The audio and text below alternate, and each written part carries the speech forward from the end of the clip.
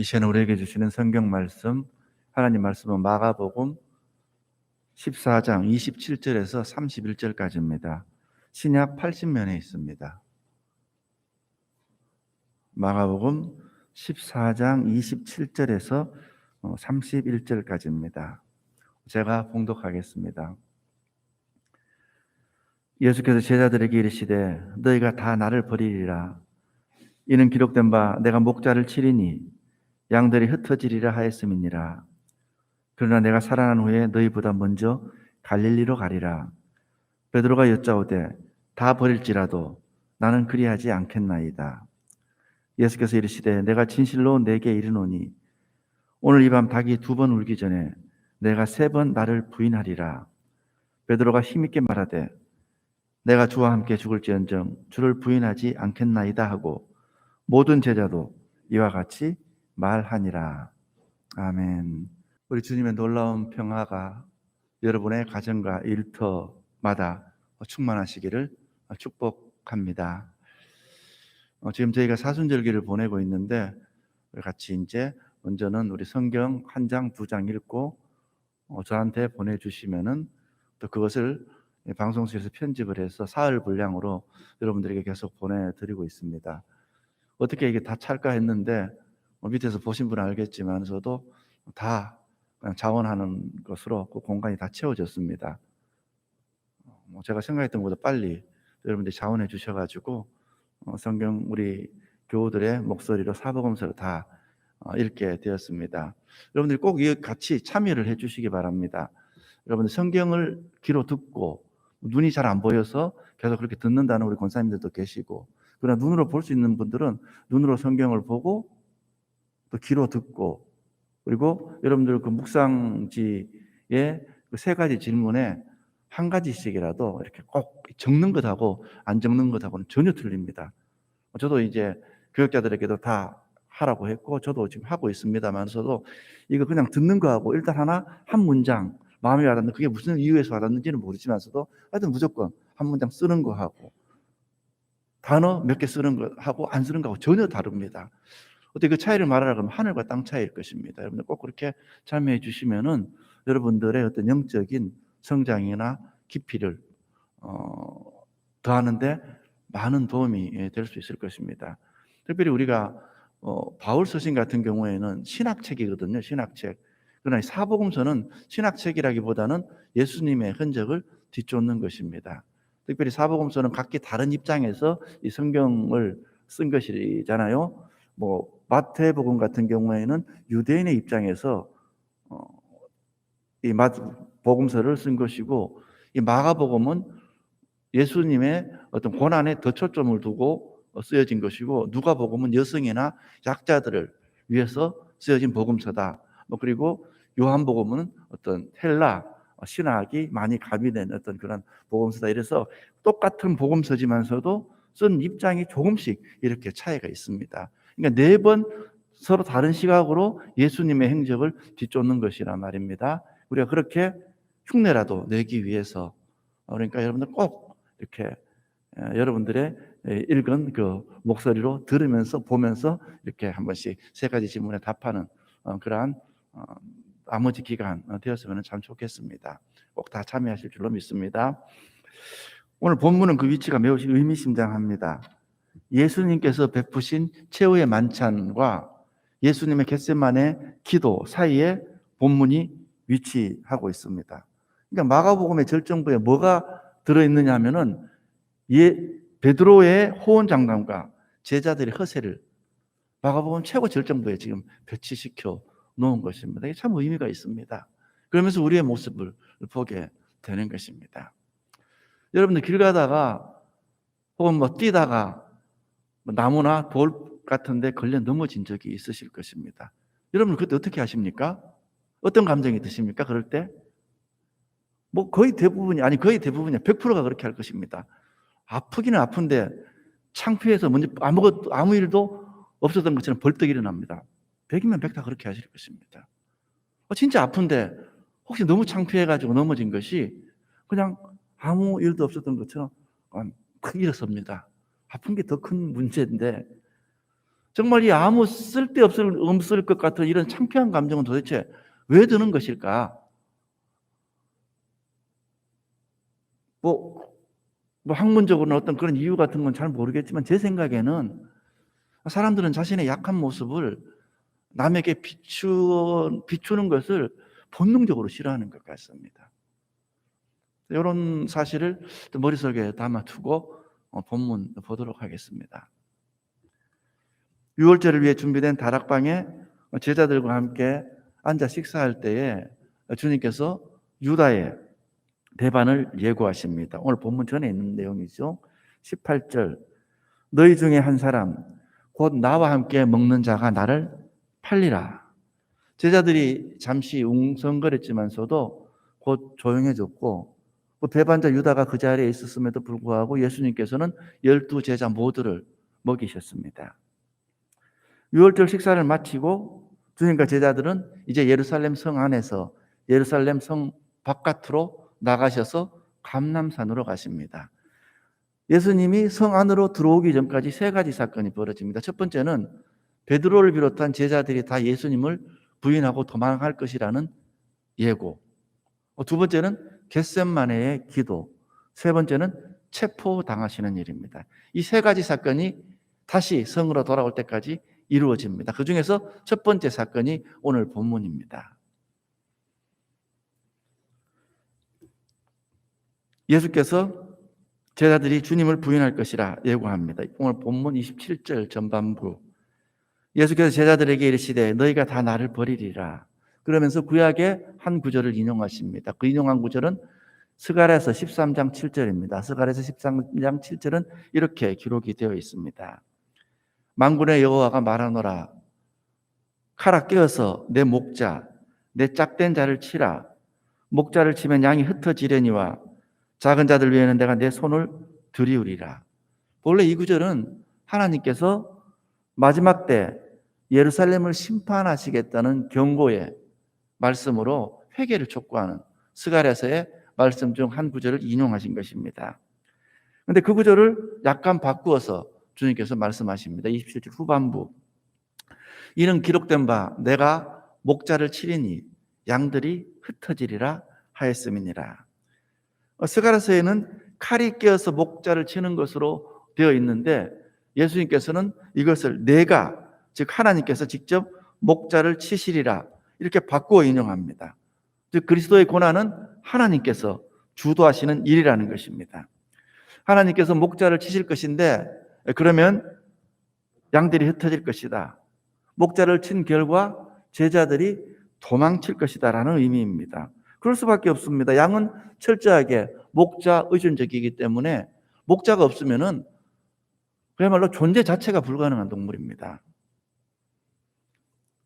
목자를 치면 양들이 흩어진다는 것은 예수님이 곧 체포당하고 죽고 제자들은 도망친다는 것을 말씀하는 것입니다.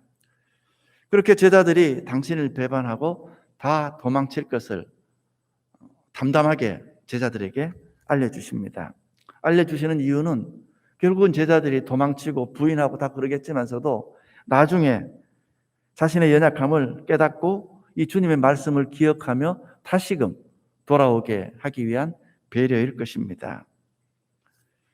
목자가 쓰러지면 양들은 우왕좌왕할 수밖에 없습니다. 그러나 제자들 중 누구도 이 말씀을 진지하게 받아들이지 않았습니다. 그렇다고 이런 암울한 상황에 영영 실망할 것은 아닙니다. 왜냐하면 우리들의 소망은 이 제자들이 아니라 목자 대신 예수님이기 때문입니다. 그가 곧 다시 일어나 양들을 찾아올 것입니다. 예수님께서 바로 부활의 약속, 제자들과의 재회를 약속하십니다. 그것이 28절입니다. 그러나 내가 살아난 후에 너희보다 먼저 갈릴리로 가리라. 아마도 이 말씀을 귀담아 들은 제자는 아무도 없을 것입니다. 갈릴리는 예수님이 제자들과 주요 활동 무대로 사셨던 곳입니다. 예수께서 제자들을 처음 부르신 곳도 이 갈릴리 지방입니다. 그러므로 이곳 갈릴리는 이 제자들에게도 우리 주님께도 남다른 의미가 있는 지역입니다. 예수께서 부활하신 후에 자기를 버리고 떠난 그 제자들보다 먼저 갈릴리로 가셔서 처음에 그랬던 것처럼 또 그분께서 제자들을 부르시고 이끄신다는 약속입니다. 그래서 제자들의 이 잃어버린 신앙을 다시 회복시키고 주님과 제자로서의 관계를 새롭게 한다는 그런 의미입니다. 제자들이 다 줄을 버리고 도망치고 흩어지고 낙담하고 숨어 있을지라도 그럴지라도 주께서 끝까지 그 제자들을 찾으시어 함께 하시고 그들을 회복시키시겠다는 그런 약속인 것입니다. 그러나 베드로가 이 주님의 말을 인정하지 않습니다. 너희가 다 나를 버리리라. 이 말씀에 베드로가 이렇게 말합니다. 다 버릴지라도 나는 그리하지 않겠나이다. 너희가 다 나를 버리리다. 이 말에 답하여서 다 버릴지라도 아마 이렇게 답변했을 것입니다. 다 버릴지라도 나는 그렇게 하지 않겠다. 베드로는 그 말대로 사실 예수님을 사랑했고 주를 위해 목숨까지 바칠 각오를 하고 있었습니다. 그러나 그는 자기의 연약함을 고려하지 못했습니다. 베드로는 지금 주님의 예고를 정면으로 반박하며 지금 무시하고 있는 것입니다. 베드로는 큰 소리 치는 인물입니다. 베드로는 제자들 중에 가장 자신감이 있고 열정이 남다르고 먼저 나서는 캐릭터입니다. 갈릴리 호수라고 바닷가로 표현하지만 호수죠. 이 갈릴리 호수 위로 풍랑이는 이 바다 위로 주님께서 걸어오시자 이게 유령이 아니라 주님이라는 것을 확인하고 나서 베드로가 요청합니다. 주여 나를 물 위로 걸어오게 하소서. 어느 누구도 감히 생각해보지 못한 요청을 베드로는 과감히 주님께 하는 인물이었습니다. 그 덕분에 물 위로 몇 발자국 걷다가 금세 물에 빠지기는 하였지만은 인류 최초로 물 위를 걷는 사람이 되었습니다. 제자들을 대표하는 베드로의 성향상 이번에도 그냥 있을 수 없었습니다. 지금 당장은 다른 제자들의 반응을 성경은 보도하지 않습니다. 그러나 다른 제자들이 베드로와 다른 생각을 했으리라고는 여겨지지 않습니다. 다른 제자들도 표현은 하지 않았지만 다 베드로와 같은 고백을 마음속으로 하고 있었을 것입니다. 그래요. 이 사람들이 다 버릴지라도 나는 예수님 버리지 않겠습니다. 다 그렇게 마음속으로 고백했을 것입니다. 베드로는 자신의 충직함을 강조하기 위해서 물론 주님의 다 버릴지라도에 대한 답변이지만서도 다 버리더라도 그러니까 다른 제자들을 자신의 충직함을 드러내기 위해서 다른 제자들을 어쨌든 끌어들인 셈입니다. 이 베드로의 말에 다른 제자들은 굉장히 불쾌했을 것입니다. 그리스도는 우리 한 사람 한 사람의 내면에 대해서 물으십니다. 당신과 우리의 관계에 집중하십니다. 그런데 우리는 끝없이 신앙이라는 문제 앞에서도 다른 사람들을 의식합니다. 어떻게 보면 다른 사람들에게 보이기 위해서 주님을 믿는다고 해도 과언이 아닐 정도입니다. 이런 사실은 우리의 신앙생활 여러 곳에서 드러납니다. 적용됩니다. 헌금하고 기도하고 예배 참여하고 전도 구제하는 이러한 모든 영역에서 우리는 하나님을 믿는다고 힘있게 말합니다. 그러나 그 과정에서 얼마나 다른 사람을 신경 쓰고 있는지 모릅니다. 정작 신경 써야 할 분은 우리 주님인데 다른 사람을 신경 쓰는 것입니다. 하나님은 우리가 오직 당신만을 향하여 당신만을 의식하며 하나님 앞에 단독자로 서기를 원하십니다. 그래서 아마 이런 말씀을 하셨을 것입니다. 사람에게 보이려고 그들 앞에서 너희 의를 행하지 않도록 주의하라. 그렇지 않으면 하늘에 계신 너희 아버지께 상을 받지 못하느니라. 아마 이런 말씀을 그런 의미에서 하신 것인지도 모르겠습니다. 여러분, 공동체성 정말 중요합니다. 그러나 온전한 공동체성이 확립되기 위해서는 하나님과의 관계가 우선 정립되어야 됩니다. 하나님과의 관계가 정립되지 않는 공동체는 금방 모래성처럼 허물어져 버립니다. 그리고 사순절은 특별히 하나님과의 관계에, 하나님과 나와의 관계에 집중하는 그런 절기입니다. 성도 여러분, 믿음은 나 자신을 버리는 것입니다. 어떤 대상을 사랑하기 위해서는, 어떤 대상을 받아들이기 위해서는 어떤 대상을 정말 믿기 위해서는 나 자신을 버리는 것 외에는 정말 방법이 아무것도 없습니다. 베드로를 위시한 제자들은 자신에 대한 믿음을 버리지 않았습니다. 자신을 믿고 큰 소리 쳤습니다. 호언장담한다고 그것이 우리의 신실함을 증명해 주지 못합니다. 본문은 베드로뿐만 아니라 다른 모든 제자들이 실패했다는 것을 부각시킵니다. 베드로가 반발하자 예수님께서 구체적으로 배반의 정황을 알려주십니다. 그것이 30절입니다. 예수께서 이르시되 내가 진실로 내게 이르노니 오늘 이 밤 닭이 2번 울기 전에 내가 나를 3번 부인하리라. 이 말씀은 베드로를 낙심시키기 위해서가 아니라 실제로 그런 일이 발생했을 때 그가 주님의 말씀을 기억하고 회개할 수 있도록 하기 위해서 주어지는 말씀입니다. 예수님의 경고에도 불구하고 베드로와 제자들은 그 경고를 심각하게 받아들이지 않았습니다. 가장 앞장서서 만영을 부린 인물이 베드로입니다. 다들 아시지만 결국 베드로는 부끄럽게도 예수님이 예고하신 대로 닭이 울기 전에 3번 예수님을 부인하였습니다. 이 베드로가 닭 울기 전에 주님을 부인할 것이라는 이 30절의 말씀은 마태복음에는 26장 34절에 기록이 되어 있고 누가복음에는 22장 34절, 요한복음에는 13장 38절 이 세 구절에 똑같이 기록이 되어 있습니다. 그런데 그 세 구절에서는 오늘 마가복음을 제외한 이 세 구절에서는 닭 울기 전에 그렇게 기록이 되어 있습니다. 오직 본문에만 닭이 2번 울기 전에 닭이 2번 운다고 보다 구체적으로 기록이 되어 있습니다.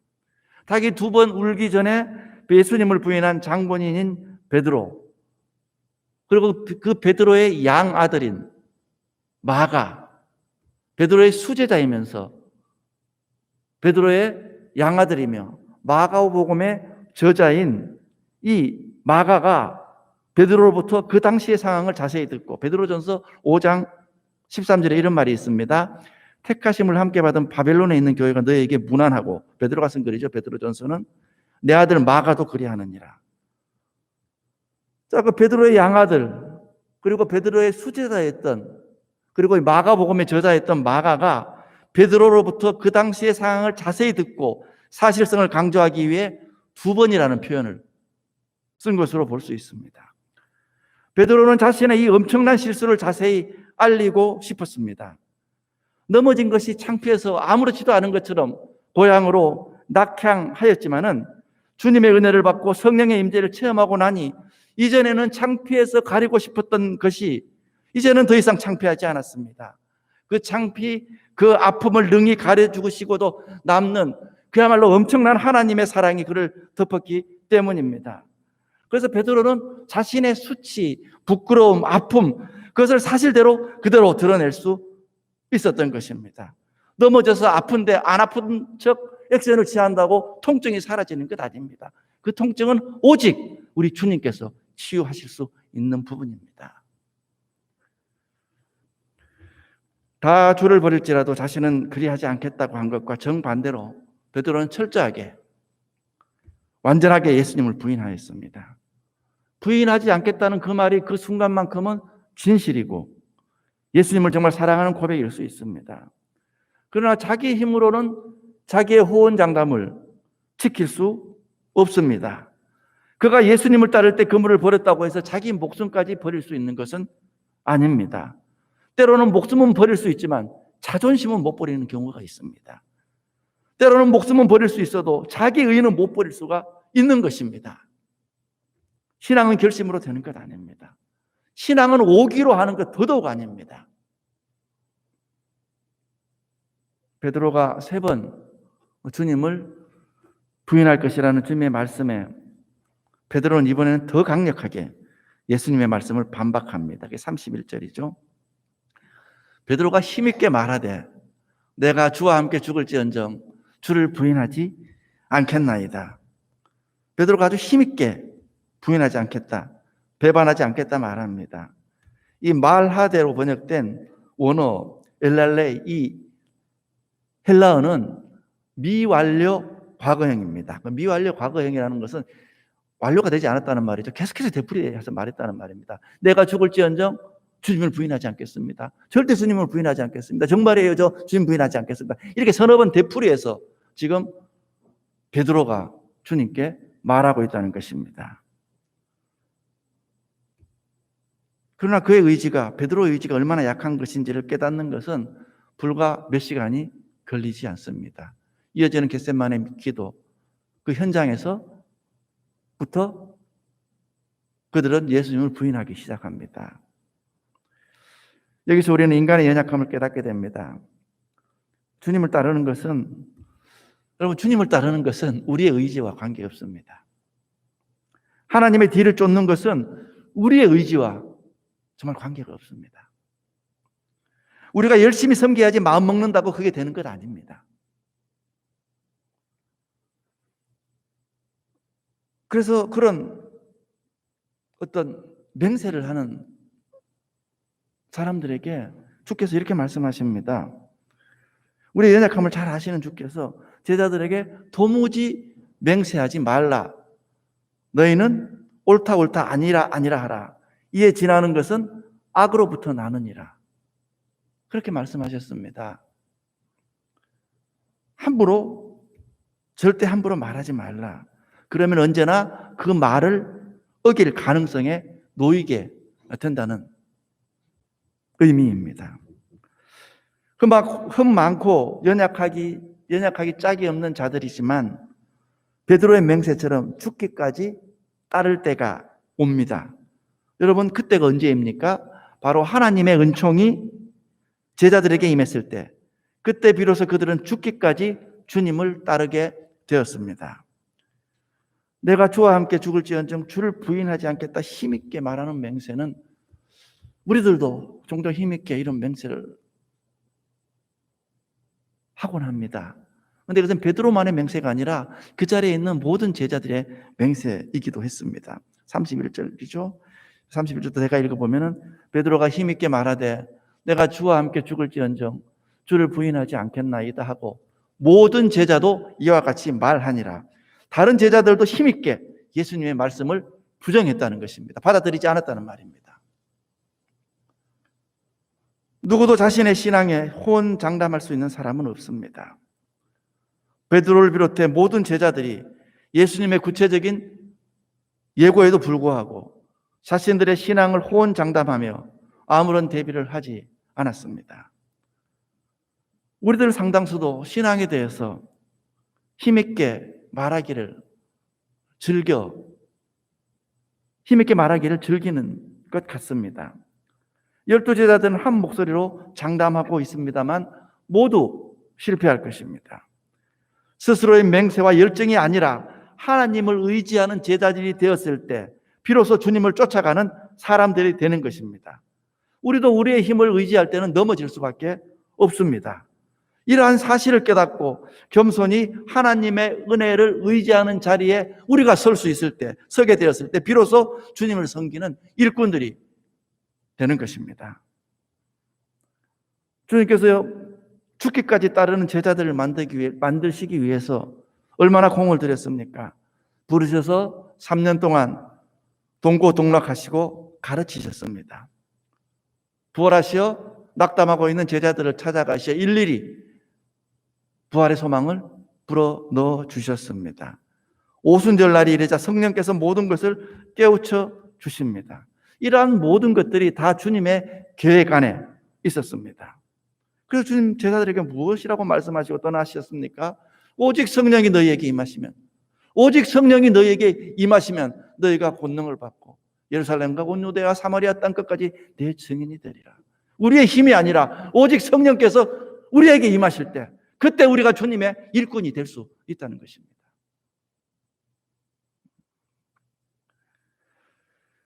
주님의 계획 안에는 베드로를 처음 부르실 때부터 이 연약하고 변덕스러운 베드로를 어떻게 하나님 나라의 일꾼으로 만드실까 하는 계획이 다 있으셨습니다. 저와 여러분도 다 그 계획 안에 있는 줄 믿습니다. 저와 여러분이 흠 많고 나약할지라도 주님께 쓰임받는 길은 주님의 은총을 의지하는 것 외에는 없습니다. 그러므로 우리도 우리의 힘을 의지하지 않고 성령의 힘을 의지하여 쓰임받는 제자들이 되셔야 할 것입니다. 사랑하는 성도 여러분, 베드로와 제자들의 모습은 우리와 다를 바가 없습니다. 베드로의 호언장담이 어떻게 얼마나 비참하게 쉽게 무너지고 있는지를 성경은 곧 보여줍니다. 신앙을 장담할 수 있는 사람은 없습니다. 신앙생활을 오래 할수록 충성하는 사람일수록 자기 과신과 우월감에 빠져서 시험을 대비하지 못하는 경우가 많이 있습니다. 그물을 버리고 배를 버리고 가족을 버리는 사람이 드물게 있지만 끝까지 우리가 버리지 못하는 것이 바로 내 생각입니다. 그런 내 생각을 가지고 우리는 힘있게 말하기를 즐겨합니다. 베드로가 예수님께 자신의 충성을 항변한 이야기는 우리에게 슬픈 이야기입니다. 왜냐하면 그것이 우리들의 이야기이기도 하고 또 우리가 사건이 어떻게 전개되어 갈지 알고 있기 때문입니다. 베드로와 다른 제자들이 한 말이 진심에서 우러나온 것이라는 그러한 사실에는 의심의 여지가 없을 것입니다. 그러나 그들은 전투가 가장 치열할 때 자신들 스스로 신실하게 서 있을 능력이 있다고 과신하는 실수를 범했습니다. 그러나 그들이 그렇게 실패할 것임에도 불구하고 예수님이 그들을 포기하지 않으십니다. 이번 말씀을 준비하면서 정말 예수님께서 참 외로우셨겠다. 얼마나 외로우셨을까. 그런 생각이 깊이 들었습니다. 이제 뻔히 주님을 부인하고 저주하고 도망칠 제자들의 모습을 뻔히 보고 계시고 알고 계시는데 죽을 뜨언정 주를 버리지 않겠다고 허풍만 늘어놓는 이 제자들 속에서 우리 주님께서는 얼마나 소외감을 느끼셨을까. 그런 생각을 많이 해보았습니다. 사랑하는 성도 여러분, 믿음은 내 생각을 버리는 것입니다. 믿음은 나 자신을 버리는 것입니다. 그물을 버렸다고 해서 자신을 버린 것이 아닙니다. 배를 버린다고 해서 내 생각이 버려지는 것 아닙니다. 힘있게 말한다고 해서 그것이 지켜지는 것 절대로 아닙니다. 정말 이제는 내 생각과 내 믿음을 힘있게 말하는 자리에서 이제는 떠나 정말 오직 겸손히 주님의 은총, 성령님의 능력을 의지하는 그러한 자리에 서서 그래서 주께 쓰임 받는 저와 여러분 우리 영신교회가 되시기를 간절히 소망합니다. 기도하겠습니다. 하나님, 베드로가 그랬던 것처럼 제자들이 그랬던 것처럼 우리가 얼마나 힘있게 말하기를 즐겨하는지 모릅니다. 우리가 주님을 신뢰해야 하는데 내 자신을 더 신뢰할 때가 얼마나 많이 있습니까? 주를 위해 목숨까지 버리겠다고 하면서도 내 생각을 버리지 못해 주의 생각이 아니라 내 생각을 주장할 때가 또 얼마나 또 많이 있습니까? 이 사순절기 기간 주님의 행로를 저희가 뒤쫓아가면서 주님의 마음을 알게 하시고 우리들의 나약함을 알게 하시고 그 위에 쏟아 부어주시는 하나님의 놀라우신 사랑을 체험하는 복된 사순절기 되게 하여 주시옵소서. 예수님의 이름으로 기도하옵나이다. 아멘.